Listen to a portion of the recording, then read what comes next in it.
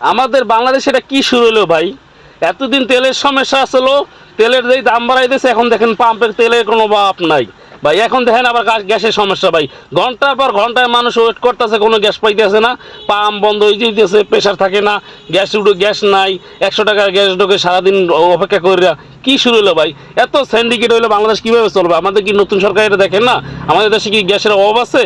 কি শুরু হলো ভাই? এই দেখেন হাজার হাজার গাড়ি সিএনজি অপেক্ষা করতেছে ঘন্টার পর ঘন্টা। এটা হচ্ছে এয়ারপোর্টের পাশে পাম্পটা, এই পাম্পে সিরিয়াল গেছে জসিমউদ্দিন, উত্তরা জসিমউদ্দিন মতো সিরিয়াল গেছে সিএনজি আর প্রাইভেট কার, কোনো গ্যাস পাইতেছে না। অলরেডি এই জায়গায় 2টা পাম্প, একটা পাম্প অলরেডি বন্ধ করে দিতেছে। এই দেখেন এই যে পাঁচটা, এই পাশে পাম্পটা বন্ধ করে দিতেছে, এই পাম্পটা বন্ধ বল রয়েছে, এটা বন্ধ করে দিতেছে। একটা পাম্প চলে, তাও 100 টাকার 200 টাকার গ্যাস ঢুকতে আছে, হাজার হাজার সিরিয়াল গাড়ি। কেমনে হবে ভাই? এত সিন্ডিকেট হলে বাংলাদেশ চলে কোন? সবাই একটু ভিডিওটা বেশি বেশি শেয়ার করুন ভাই। আমরা চাই না, দরকার হলে দাম বাড়াও, তাও যেন মানুষ কষ্ট না পায়। এত হাজার হাজার কষ্ট করে লাভ আছে ভাই? দেখেন কি অবস্থা, মানুষ কি কষ্ট করতে আছে।